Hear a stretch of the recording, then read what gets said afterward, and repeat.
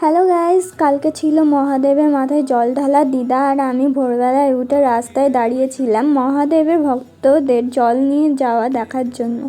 তারপর মাসি আমাকে বললো চ মন্দিরে যাই। রেডি সেডি হয়ে আমি আর মাসি স্কুটি করে যাচ্ছিলাম। মেসোর পিছনে বসেছিল, মেসো পরে নেমে গেল, আমি আর মাসি চলে গেলাম মন্দিরে আশপাশে সব ভক্তরা বসেছিল, কেউ কেউ দাঁড়িয়েছিল।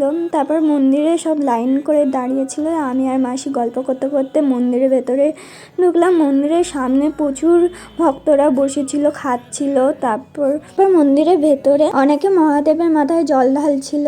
এই মন্দির খুবই জাগ্রত আর প্রচুর কাহিনী আছে। এই মন্দিরটা অবস্থিত সাগরপাড়া, মুর্শিদাবাদে। অনেকক্ষণ মন্দিরে থাকার পরে আমি আর আমার মাসি দুজনে বেরিয়ে আসলাম। তারপর মাসি আমাকে মামার বাড়িতে রেখে আসলো।